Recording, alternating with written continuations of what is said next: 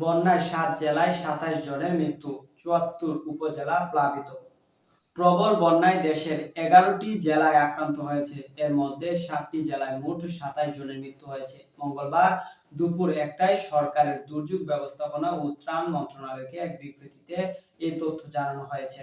নিহতদের মধ্যে কুমিল্লা ১০, ফেনীতে ১ জন, চট্টগ্রামে ৫ জন, খাগড়াছড়িতে ১ জন, নোয়াখালীতে ৫ জন, ব্রাহ্মণবাড়িয়ায় ১ জন, লক্ষ্মীপুরে ১ জন, কক্সবাজারে ৩ জন রয়েছেন। আরও নিখোঁজ রয়েছেন ২ জন, তারা মৌলভীবাজারের বাসিন্দা। বন্যায়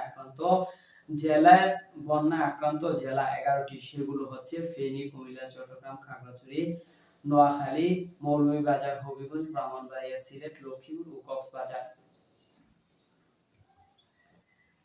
৭৪ উপজেলায় বন্যা প্লাবিত এবং ক্ষতিগ্রস্ত ইউনিয়ন পৌরসভা ৫৫১টি।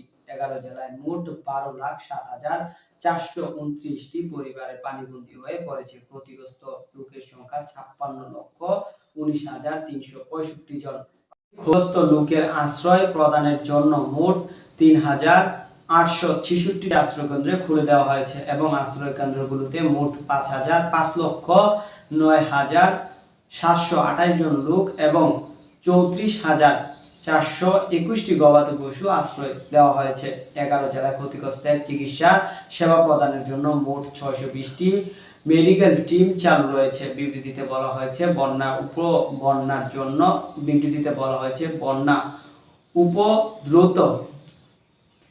বন্যা উপদ্রুত এলাকায় সরকারি বেসরকারি সকল পর্যায় থেকে ত্রাণ বিতরণ অব্যাহত রয়েছে। বন্যায় আক্রান্ত জেলাগুলোতে মোবাইল নেটওয়ার্ক পুনরায় স্থাপন করা হয়েছে। দর্শক, সাবস্ক্রাইব করবেন, লাইক করবেন, শেয়ার